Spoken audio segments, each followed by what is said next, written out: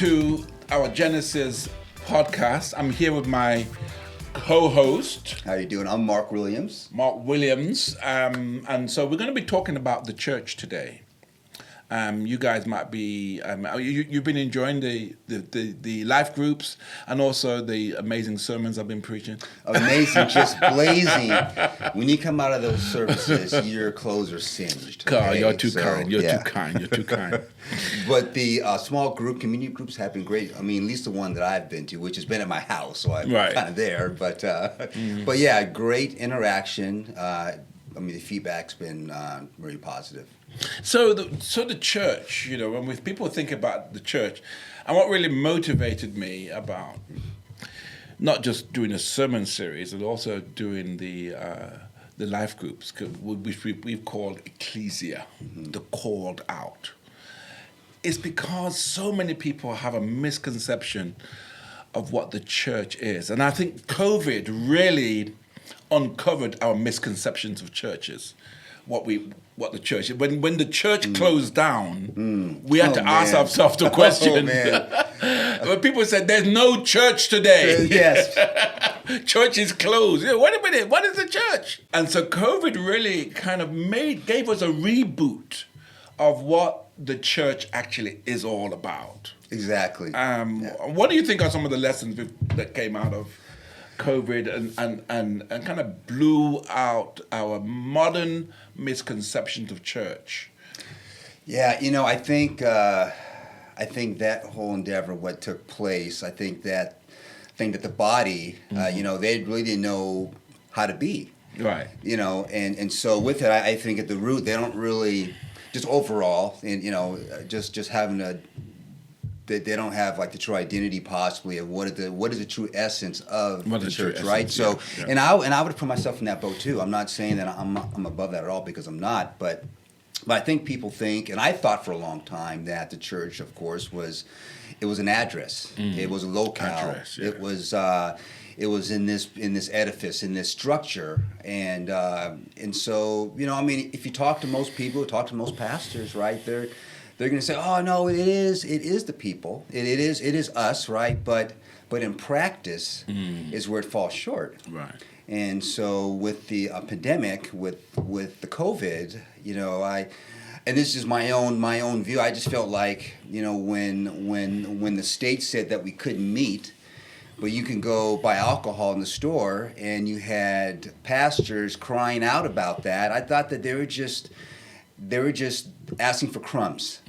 Hey, just make it legal for us to meet. Can you just give us permission to meet? And do we need permission? Do we need anything from the city or from the state? And look, I'm not here to pass judgment on pastors or on either side of the fence, but you had groups on both sides, those that wouldn't gather and folks that would. And so, hey, whatever God is leading you to do with the flock, okay?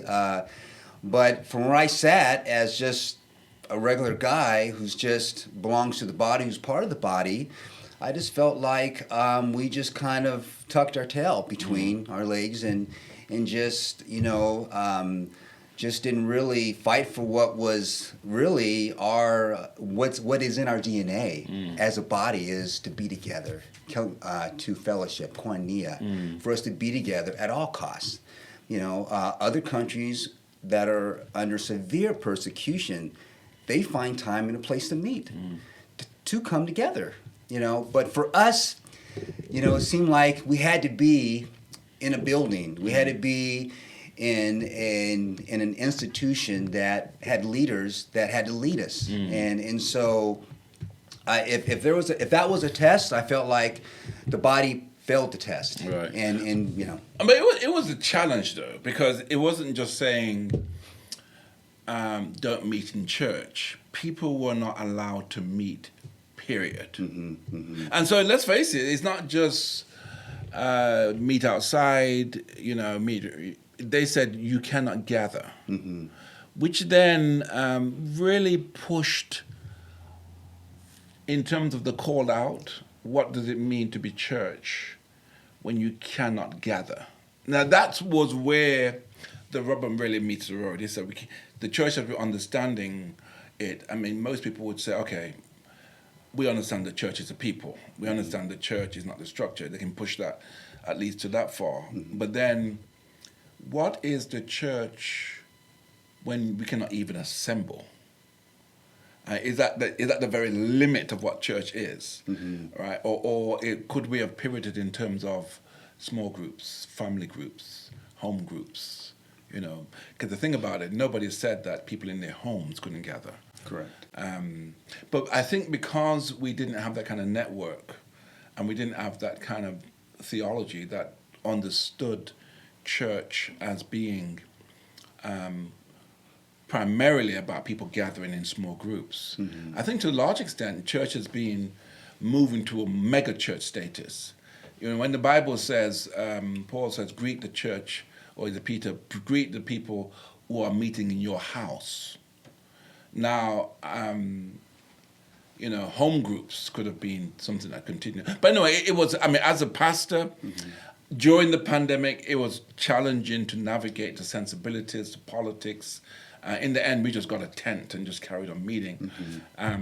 But what? So some of the popular misconceptions, I think, is that one, people see the church as a building, and a lot of efforts, monies, have gone into church buildings, millions and millions of dollars, and these same people don't do much when it comes to outreach, when it comes to people who are in need in the community. It's just building an edifice. I think also, for me, the church being the ecclesia, the called out people of God, is not just called out, as I've been saying in my messages, just to join the church in a building, but you're called out to be God's people identified in the community. And so, like I was saying, you're called out, ecclesia, and then you are sent in, which is more koinonia, right? But the way we live out our church life. And do you think, when it comes to the koinonia piece, the real fellowship, now we know about big gatherings, lights coming up, and pastor coming out with his tight jeans and his T-shirt and his Air Force Ones, right? His Air Force or Jordans comes out and he comes. We know about that kind of being church, but when it comes to the church serving the community, the koinonia, living out authentic relationship, because for a lot of people they come to church. And this is one of the frustrations of Francis Chan right here when he was pastoring in Simi Valley, was the fact that people came to church and see him. They loved the idea of Francis up there as a charismatic figure, preaching and teaching. But they loved the ecclesia, but they didn't want to do the koinonia. The daily meeting together, breaking bread, having fellowship with one another, that life together. People wanted to kind of, let's have this great meeting, have a great time, like you go to a ball game, right? But I don't want to meet you after this until next Sunday. How do you think the relationship between the ecclesia, called out to be the church on a Sunday morning, relates to the koinonia, which is the hard work of people understanding each other across economic barriers and disparities, across racial barriers or geographical barriers and all kinds of things, trying to be the church when we're having to transcend and deal with the murkiness of being a community. What do you think about those two things?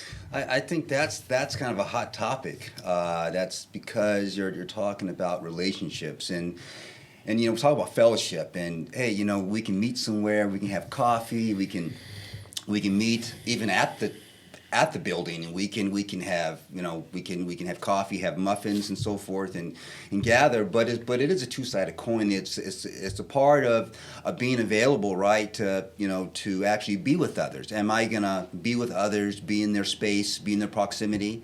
Okay, and then secondly, the other part of that coin is, hey, am I willing to be known? Hey, I'm good to go to these events. I have no problem going to the events. I have no problem being a part of this, doing that, hearing someone share, talk. But when it comes to me, maybe putting some skin in the game, me just willing to be known, being vulnerable. Hey, that can be tough, because there's a lot to go with that. Hey, their whole perception of me might change. I'm not the guy who they think I am. They're, I really don't know what I'm talking about. They might find out. All kinds of things. And because when you're going to be known, all that is up for grabs. And so I think requires that to really have true fellowship, true koinonia, willing to be known, willing to be vulnerable, willing to put yourself out there, and to risk much, to gain much. Right. Now, do you think we do a good job in terms of the way the DNA of the church, love, joy, hope, justice, and all the things that Jesus gives us? Do you think we represent that, we rep that well when it comes to the community? Because oftentimes the community can see the church as being judgmental, prejudicial. Is that to do with the fact that the church is calling out the community to righteousness? Or is that to do with the fact that the church is not actually doing a good job in representing what the church is all about? And so in community, there's this, you have the secular world, Hollywood and all that, and then you have the church. And it seems that there is this clash. And we're seeing it played out nowadays in some of these popular, T.D. Jakes, for example, is being under attack, and we've seen other leaders, right? You can name them. And some leaders too that have done some things that is not necessarily good for the church's image in terms of the way we proclaim the things that we do, and we see this vitriol against the church. And now, do you think this is my point is that, and sometimes it's warranted, and other times it seems to be not warranted. It's just a downright attack on the church to deface it, to kind of, to bring it down. But sometimes when I see some of the things like the prosperity gospel, people talking about their houses and their planes and trying to extort money from the community and from poor people, and you kind of think, no wonder why people perceive the church in a certain way. So my question is really, is it to do with the fact that we're doing a poor job of representing what the church is, or are we doing a good job, so therefore the world hates us, so to speak, so therefore that's great? Or is it the fact that we're not doing a very good job and people are kind of misreading what is at the essence at the heart of what the church is all about? What's your view on that? I think what part of the culture is, everything is heard in a soundbite. So it might be unwarranted because you might hear something, see something, and it's just seconds.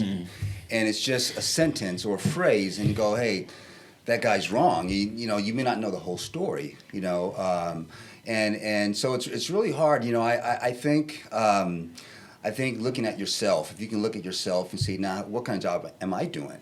How am I representing the church or the body of Christ? Am I a good ambassador, for Christ? I think that's starting there and asking that question to see, and to kind of backtrack that and try to unpack that. But doing a good job or a bad job, it's that is a tough question. It's a broad question, right? Yeah, it's a very broad question. I think kind of what you said. kind of at any rate. The world's gonna crucify us any way it goes, because we're always seen as being, I think that we're seen that we always project ourselves to be more moral superior, right? That we have the high road for that, when we really don't have the high road. But they think that that's part of the message, and so that we're coming down, or we are talking condescending to them, or at any rate. So when you bring the morality, it's like, hey, what are you saying? No one's perfect. You can't come down.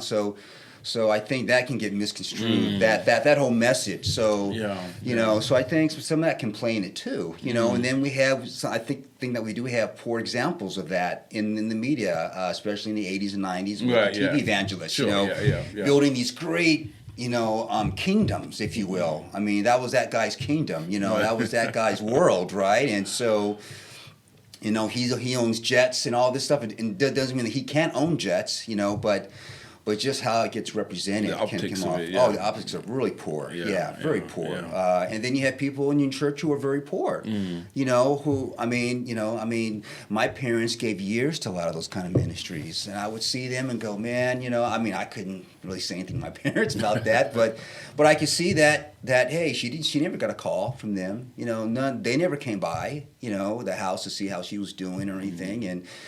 But they really built a kingdom, unto themselves, So it's kind of a mismatch, So when we ask the question, then, what exactly is the church? What exactly is the message and the perception that we want people to see? Now, that takes us back to the early church and what they were about. They met together in Acts 2. It talks about they broke bread from house to house. They had all things in common. And they grew in the apostles' doctrine. And so they were apostles who were serving them. And it seems to me that when the church has a servant's posture, because a lot of people think that God needs them to defend the church. Jesus died on the cross, but God needs us. We are called to be. Now we have to give that apologetics. We have to give an answer to our faith. But when I look at in history, some of the strongest moment when the church is being so prolific and being so powerful has been at its weakest moments. Now, when we moved from the early church, when the church was religio illicita, as they call it, the illegal religion, they were underground, right? But the church grew massively. They were persecuted. They were thrown to the lions. Church grew massively. Faith was genuine. But from the moment Constantine made the church the official religion of during that time is when I think the gifts of the Spirit slowly begin to wane. No longer did we hear about the gifts and the power of the Holy Spirit in the same way. It was round about the time when the church became the official religion, and we didn't have to depend on the power of God. Right? Under persecution of Nero, people being burnt at the stake, thrown to lions, you need miracles. It was during the time when that happened, the church grew. Then and I'm not saying that during the time of Constantine and in the 3rd and the 4th century that the church didn't grow, but it became so official, became so dignified, and in many cases the church itself, the Catholic Church, was doing the persecution of people like the Donatists who believed in the gifts of the Spirit, and persecuting others when we're thinking about certain people who didn't have certain teachings, particularly in medieval Europe. People were killed and burnt on the stake because they didn't have the official religion, right? And Baptists were often killed, right? And so now the church is in the business of persecuting and trying to maintain the purity of the church. But for me, during that time when Rome fell, right, in the 4th century, whenever it was, and the church became at the same time the official religion, what came out of that was the monastic movement, because a lot of people left the Roman Empire and went into the rural areas, into the remote places, because they couldn't cope with the kind of demonic empire that the Roman Empire became. And it was the birth of the monastic movement when people no longer had the political clout, but people met in hills. There were monasteries. There were, you can go through the desert mothers and the desert fathers with simplicity. That's when we began to see once again the miracles happen. And many of these monastic movements talk about healings and the miracles that you can read about, desert mothers, desert fathers. But also, it was a time when the church, even the Visigoths and all those people that sacked Rome from Northern Europe, the Vikings, it wasn't Rome and the ecclesiastical church that really tamed them. It was the simple monks. Most of the Goths, most of the Vikings, these belligerent groups, right, that came, the barbarians as they are known, and somebody said the reason why they named barbarians because of the way they spoke. The barbarians, they didn't have the finesse and the kind of refined cultures that they had, they saw in the Greek world. But my point was that it was these simple nuns, monks, who dedicated themselves beyond the trappings of Rome that began to convert, where we saw in most of the parts of Northern Europe and even Europe, Western Europe, the European Christianity became so prolific on the back of Rome. So I'm thinking then, what's the relationship with the fact that when we are at our weakest, when we're having to depend upon God, and that's the time when the church grows, as opposed to when we are the official religion. And I'm always cringing when people want to make the church some kind of a political organization, all right? Because there's no way in history do we read that. The church has always been a movement of Christ. It's never been a political organization at its heart. And so where do you think we are today in terms of the church as servant and the church as, I don't know, what would be as master, right? Are we the servants of the community, or are we to have a triumphant posture of being a master and domineering aspect of the community? Are we to dominate the community with our triumphant faith, or are we to serve the community? Those are some good points. Those are good things to really consider, because you look at Constantine, you can look at that as a great accomplishment. Like, wow, I mean, but there are a lot of things that came out of that. I don't want to downplay it. I don't want to downplay it. Yeah, I mean, but he did the whole institution of the church. A lot of things were institutionalized. A lot of with church buildings and church structure, hierarchy. There's a lot of things that took place there, but also, when it became so popular, like, you almost had to be a Christian, right? So, right. So it kind of watered it down, so to speak, because before, with the persecution, just like what you were saying, and you see that in these countries, China and these countries where the persecution is high, like, the church is growing. Yeah, absolutely. They're not. I mean, they're still gathering. They're still having fellowship. So looking at here within just kind of this, like, Western context here, these American Christianity, there isn't, we have hyper consumerism. So that I think that kind of plays into it. You have a lot of choices when you can go to anywhere that you any kind of church, any kind of location. If you're upset with someone, you can just move.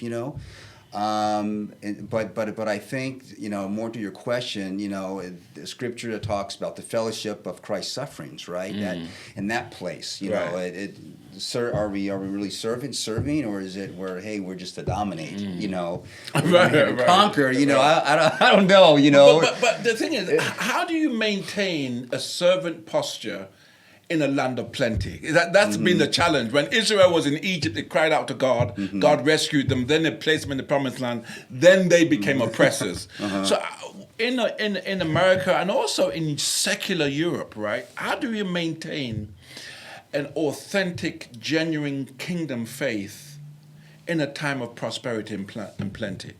Yeah, I think resisting some of the impulses from the culture, and just from your own flesh, if you will.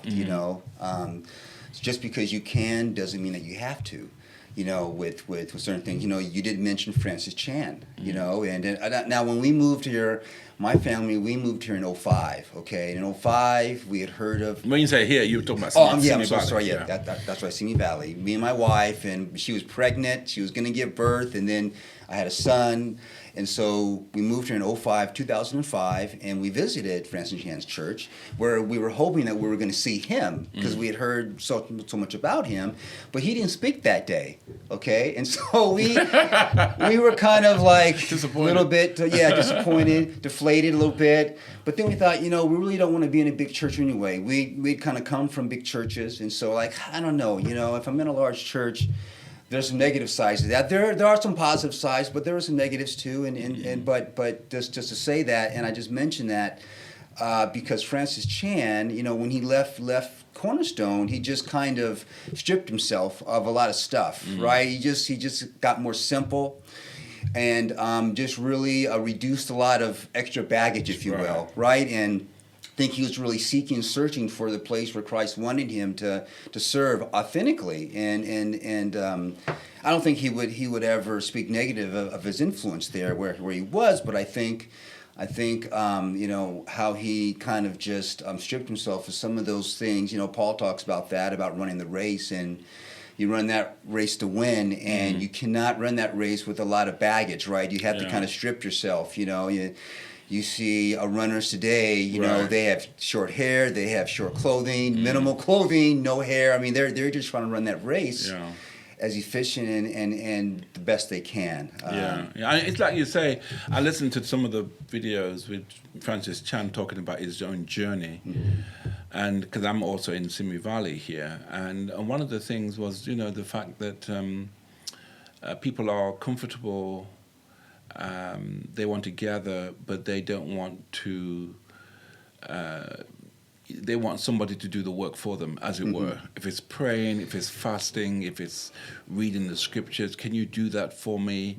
Can we glean that off you? And then you become in a situation where you are actually perpetuating the very thing that you're trying to resist. You're actually, every week you're preaching, every week you're contributing to the idea of becoming more iconic. So now you are global iconic speaker, and so the next week you got Francis Chan on TBN all over the world, and if he's not going to be there, and brother so and so is going to speak instead, and he comes on, it's a problem because and it's a problem of your making, not kind of diffusing the church to becoming more pluralized, right, and more spread out, to creating a situation that you are a personality. And I think sometimes people realize that too late. And I think, to your point too, it always takes two to tango.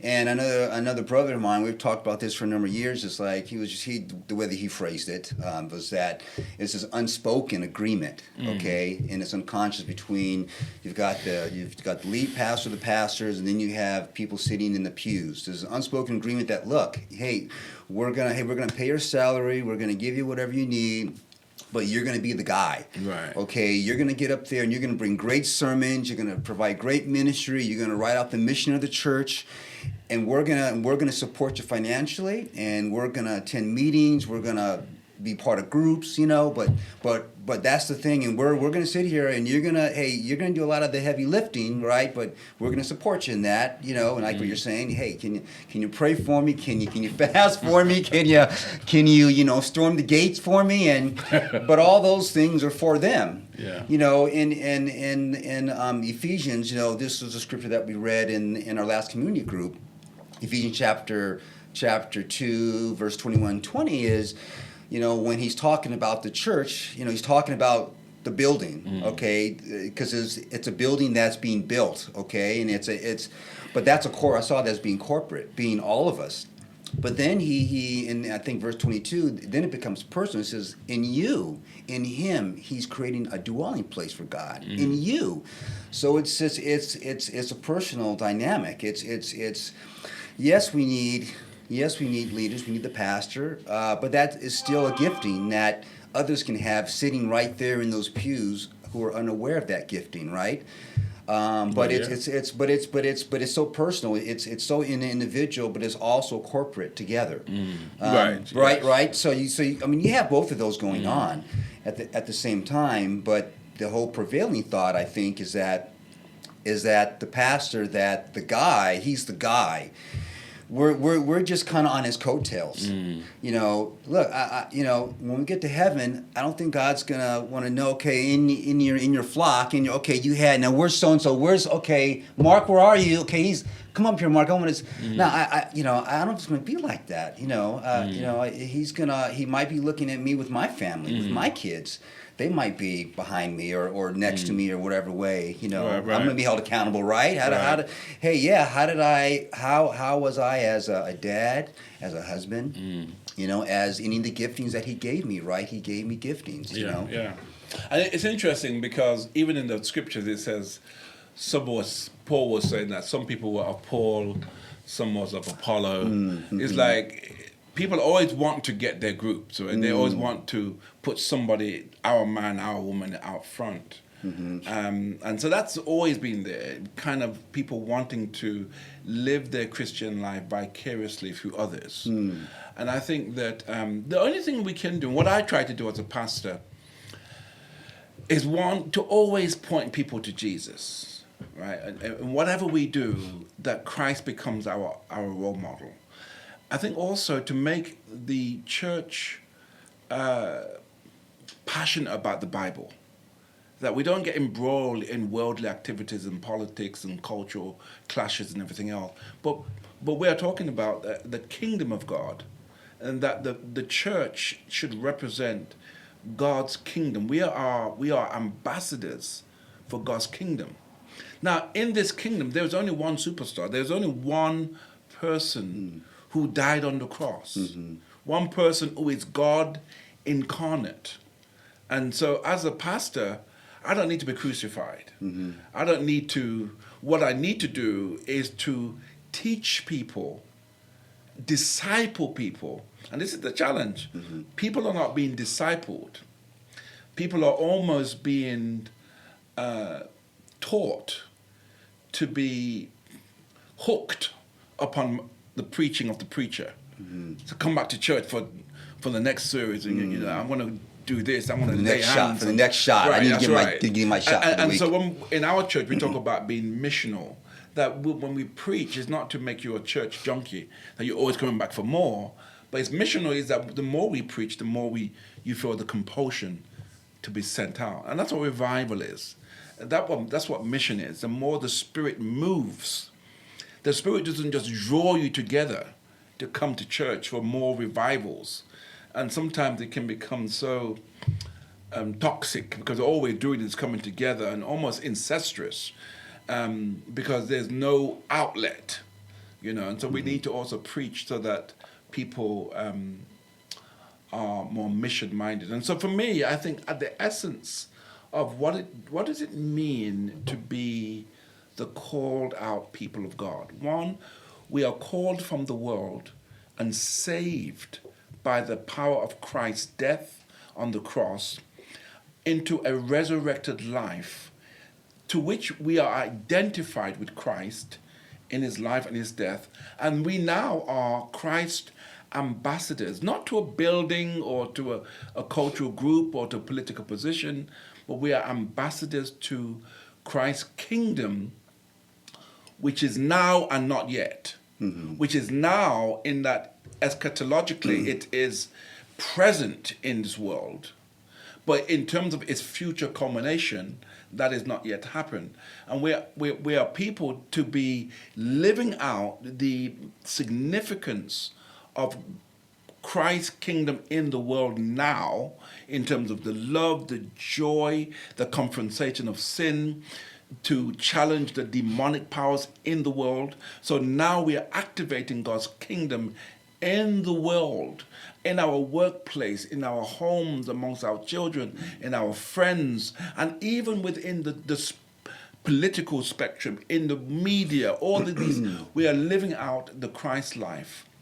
And for that life to be one that is in posture, servant-hearted, it's servant leadership, and not necessarily just being sort of a crusading force in the world. We're not here to dominate the world. And notice that Jesus died for the world.